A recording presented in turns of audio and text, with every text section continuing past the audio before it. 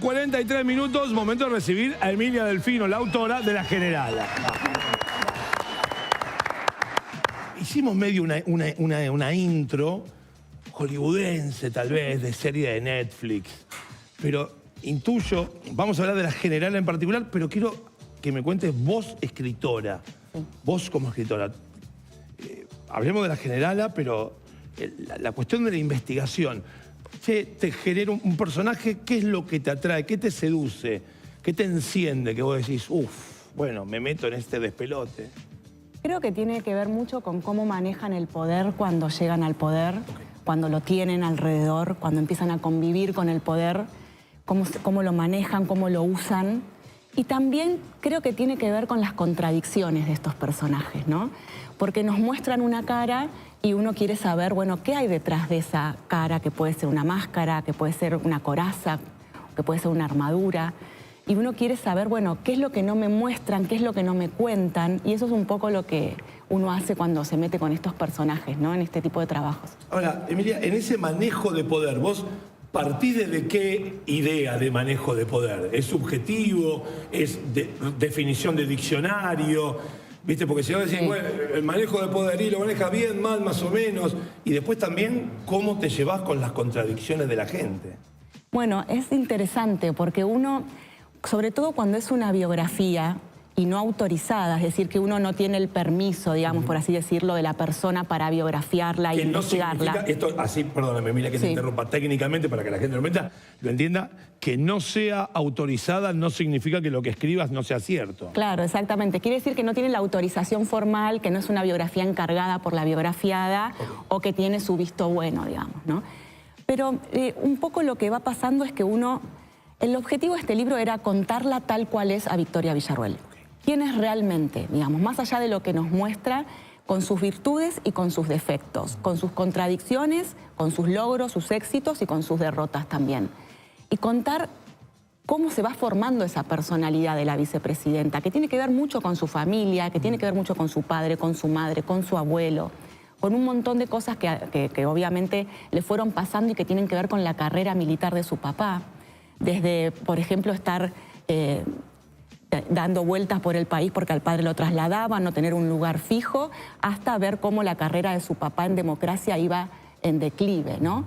Y se iba transformando en un fracaso, justamente con la llegada de la democracia, ¿no? Qué importante para un chico ver, ¿no?, esa evolución de su papá, bueno, en este caso una involución, y asociarla con la democracia, algo que... Teniendo en cuenta que la carrera militar, o sea, tiene un tope, o sea, llegás a general de división, no, teniente general y fin, se terminó, hay unos exámenes previos, cuando sos mayor das un examen en el Ministerio de Guerra, si lo das mal, ya tu carrera quedó trunca, no vas a pasar de mayor... hay como unas cuestiones muy estancas. Sí, y acá hay cuestiones relacionadas con la lealtad a la democracia, ¿no? Que después, si querés, te cuento, que tienen que ver con eso, con su papá. Y o sea, el objetivo de contarla tal cual es también implica desprenderse de prejuicios que uno tiene con un personaje político, ¿no? Y tratar de entenderla, entender cómo siente, cómo piensa, qué cree, por qué lo cree, y cómo vive, por ejemplo, desde esta situación de su padre en su carrera, y la guerra de Malvinas, a la que fue su papá, hasta la interna con Milei, ¿no? O con los Milei, porque acá hay una interna con los hermanos Milei, desde hace mucho tiempo también. Quiero sacarte un poquitito del libro para poder llenar la calle de elefantes, como se dice. ¿En algún momento empatizás con el personaje con el que escribís? ¿Sentís ganas de abrazarlo, abrazarla, tomar un café? Tal vez parás y cuando lo ves por televisión decís, y yo tengo más herramientas para entender lo que estás diciendo. ¿Qué te pasa a vos como persona? A mí me pasa que me genera muchas ganas de preguntar cosas, de saber su versión de los hechos, de saber por qué dicen ciertas cosas sobre ella, qué piensa ella sobre lo que dicen, cuál es su versión sobre ciertos hechos que pasaron y que la involucran. Y, por ejemplo, desde cómo vive la interna con los Milei hasta dónde vivió en el último año, por ejemplo. No sabemos dónde vive la vicepresidenta de la Nación. Ellos sostienen en su equipo que es por una cuestión de seguridad. ¿Por qué tiene tanto miedo la vicepresidenta de la Nación y no quiere decir dónde vive? Bueno, investigar eso también, saber su versión sobre los hechos, saber cómo... ¿Pudiste acceder al dato? Sí, Es sí. un dato para la gente en común, como decir, digo, a ver, uno entiende que tal vez el presidente, su domicilio tiene dos, Olivos y Casa Rosada. Casa Rosada. Después, lógicamente, cuando deje de ser presidente, irá a vivir a Fonrus 1318. No sé. Claro. Pero digo, ¿y debe ser algo de dominio público? Las Sí. direcciones al menos del Ejecutivo. Debería ser de dominio público, salvo que exista una amenaza a la vida de ese funcionario, digamos, y que haya un plan de seguridad especial, cosa que acá no existe, pero sí hay mucho temor y mucho resguardo. Pero también hay otras cuestiones. Por ejemplo, ella durante 2024 vivió todo el año en un barrio cerrado, en un barrio privado, en Pacheco, en el norte de la provincia de Buenos Aires, en Tigre, que se llama El Encuentro, donde las casas no bajan de $500,000. Y donde ella, por ejemplo, alquilaba ahí con un alquiler de más o menos calculado, según las fuentes que yo pude conseguir, unos $4.000 por mes que no puede pagar con su sueldo de vicepresidenta. Entonces esas contradicciones también uno quiere saber, bueno, conseguí una explicación de dónde habría salido ese dinero. Ella dice que es de una herencia de su abuela, esa herencia no está declarada. Digamos, hay también contradicciones en ella que hacen también, que parecen detalles, y son detalles, pero hacen al personaje y a su vida, ¿no? Y a esto de lo que nos cuenta versus lo que está pasando.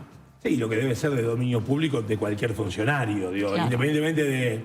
Yo tampoco sabía dónde vivía Cobos, Claro. o Víctor Martínez, o, digo, ¿viste?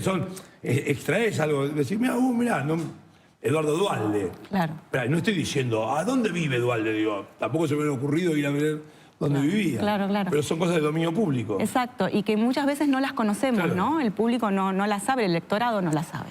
Emilia, seguramente tenés muchos más argumentos que unos tantos que escriben respecto de cómo surgieron las internas con Milei o con los Milei, como dijiste vos. ¿Cuál sería esa matriz? ¿Qué pudiste saber? Empiezan sobre todo en la campaña 2023, es decir, que durante mucho tiempo eso ya llegan al gobierno enemistados, enfrentados, con rispideces que todavía no estaban del todo cocinadas, digamos, como lo vimos en las últimas semanas. Y empieza justamente por peleas de poder. Victoria Villarruel quería participar en el armado de las listas de la provincia de Buenos Aires y ese armado de listas estaba en manos de Carlos Kikuchi, que como ustedes saben era el armador político de 2023 de La Libertad Avanza, y de Karina Milei. Y no había lugar para Victoria Villarruel en el espacio, justamente porque no había buena relación además con Karina Milei. Pero por más que la hubiera habido, tampoco había lugar porque Milei había decidido que eso lo decidían dos personas. Entonces hay una puja constante de Villarruel para participar de eso, en donde ella le reclama a Milei constantemente por qué no puede tomar esas decisiones. Recordemos que ella además venía de presidir un partido en la provincia de Buenos Aires y quería lugares para las personas de ese partido, que es el Partido Demócrata de la provincia de Buenos Aires. Entonces hay disputas de poder, intenciones de ella de participar en la toma de decisiones que nunca se le abrieron, y por el otro lado un Milei al que no le gusta que le lleven conflictos, dicen los libertarios, y ella llevaba conflictos. Y la relación con Karina viene mal desde el principio porque hay desconfianza por parte de Karina Milei, cuentan los libertarios, hacia Victoria Villarruel, porque Karina Milei considera que ella construye para Villarruel y no para Milei. Y del otro lado, subestimación de parte de Villarruel hacia Karina Milei y su lugar, ¿no? El lugar que le daba el candidato presidencial en ese momento y ahora presidente. Hay anécdotas que cuentan las personas que trabajaron con Villarruel cuando le decían, sentate con Karina, anda a hablar con Karina, escuchala a Karina. Y ella contestaba, yo hablo con Javier. Entonces ahí marcando la cancha, ¿no? De que ella hablaba directamente con el candidato, con su compañero de fórmula. Y eso fue alimentando una rueda que se fue haciendo cada vez más fuerte y más grande, ¿no? Entiendo, en la jerga a Cristina Kirchner le dicen la capitana. Y cuando vi la generala no pude evitar, yo no sé si fue una ¿Comparar? cuestión de... No sé si comparar, pero bueno, ¿no? Entiendo la familia de Victoria Villarruel, su padre era militar. Sí. Entiendo que su abuelo Marino. Marino, sí, de la Armada contra el... Digo, ¿hay algo de, bueno, marcar, de ir repartiendo para Sí. quien quiera unir puntos? Hay varios puntos con eso. Hay varias cosas que tienen que ver con la generala. Primero la generala es también una persona que está dando una batalla todo el tiempo, ¿no? Que vive la vida como una guerra también, ¿no? Está todo el tiempo en conflicto permanente. Y la vida de Villarroel es conflicto permanente. Todo el tiempo. Por donde pasó hay muchos conflictos, peleas, enemistades, puertas cerradas que no se vuelven a abrir. Esto que le está pasando con Milei ya le pasó en otros ámbitos, en distintos contextos, ¿no? Pero bueno, no es algo nuevo. Y la generala tiene también otros significados, que es, por ejemplo, la Virgen. Ella es muy devota de la Virgen, su padre era muy devoto de la Virgen, su familia también, y la Virgen es la generala del ejército, la fuerza de su padre, la fuerza armada de su padre.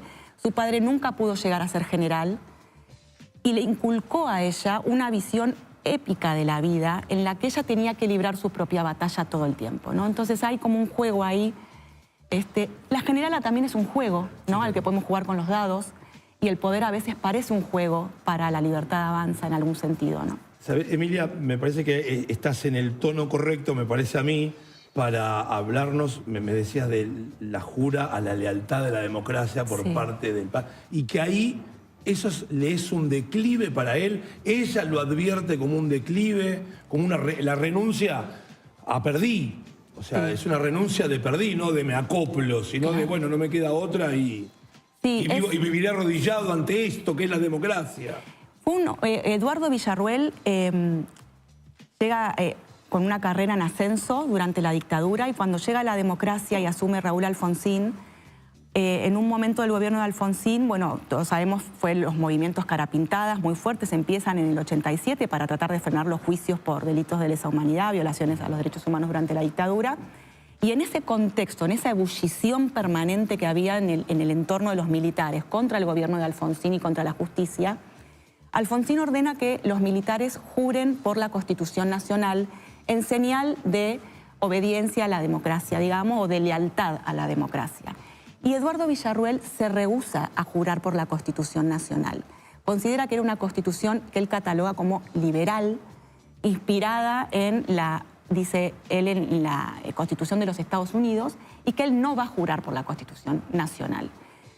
Y ahí empieza, bueno, castigos por desobediencia, un juicio interno dentro de la fuerza, todo el protocolo interno que ya le habían advertido, esto va a pasar si usted no jura no cumple la orden del comandante en jefe, que es el presidente de la nación.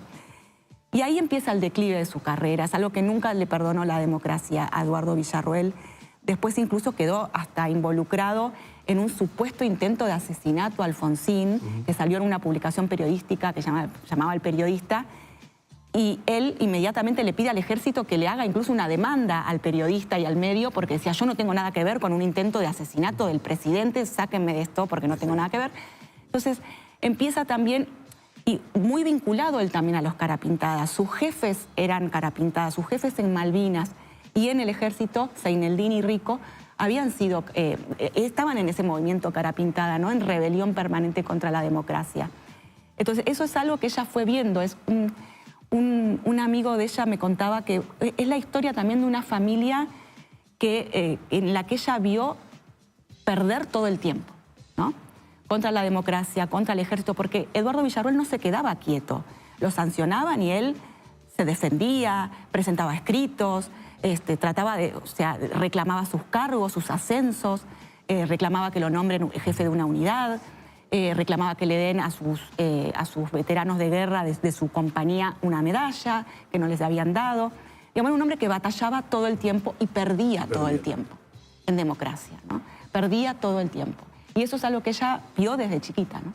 Emilia, investigándola, hablando con gente por ahí de su entorno, como nos estabas contando, vas forjando una personalidad en este caso de la vicepresidenta.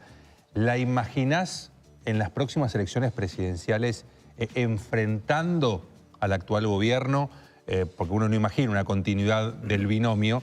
Y si crees que ella es una persona peligrosa para el gobierno, por la información que puede manejar, por lo que pudo haber visto. Hay dos pistas que nos está dando Villarroel últimamente, que es la incorporación de una persona que es Mario Pato Russo, consultor político de Milei en 2021. Russo es bonaerense, es peronista, de derecha, de la batalla cultural, muy alineado con el pensamiento de Villarroel, muy conservador también, pero peronista y de la provincia de Buenos Aires.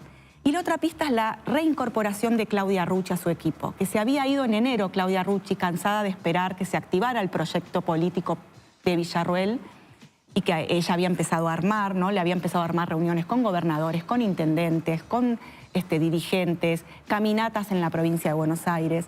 Y Claudia Rucci es también peronista, también de la provincia de Buenos Aires.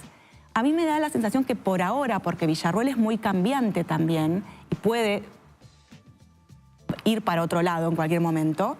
De hecho, ha tenido 3 equipos en el último año y medio, 4 manos derecha en un año y medio. Digamos, es muy cambiante también su estrategia todo el tiempo, pero hoy nos está dando esas 2 pistas, ¿no?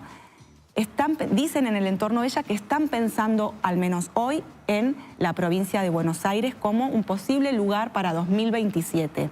Y obviamente fuera de la Libertad Avanza, como bien vos decías, porque esta relación ya parece que no tiene vuelta atrás, digamos. Ha llegado a un punto de inflexión que no es reconstruible, digamos, ¿no? En política nunca se sabe, los políticos también a veces con total de ganar una elección en un territorio pueden cambiar, pero hoy para ellos es tan personal la pelea que creo que es muy difícil que vuelva para atrás. Este libro es La Generala, Emilia Delfino. Mil gracias por venir. Pero lo primero que quiero, lo último que quiero preguntarte, out of context, totalmente fuera de contexto, cuando desconectás, ¿qué haces? Cuando pusiste pausa en Moyano, en El Hombre del Camión, pausa, ¿cómo se llama? Lo de Trelew, que escribiste también, la ejecución. La ejecución. La ejecución, La Generala, cuando pones pausa y desenchufás. Netflix, comedia de amor, comedia romántica, helado de chocolate, ¿qué va? ¿Pueden ser muchas cosas juntas? Sí, claro. Me desconecta mucho salir a comer con amigos. También con seres queridos, con mis hermanas. Pero hay reglas, chicos. No hablamos de... Claro, no, 2 preguntas del libro y rápidamente hablamos de otra cosa. No, por suerte no hablamos, no hablamos y pero desconectamos. Con amigos te desconecta. Con mis hermanas, sí, me desconecta. Y también la música me ayuda a desconectar mucho también. Emilia, mil gracias por visitarnos. Muchas gracias. Vamos a un corte y cuando regresamos nos queda todavía un tramo largo hasta las 12 del mediodía en La Pinta es lo de menos. Dale, vamos.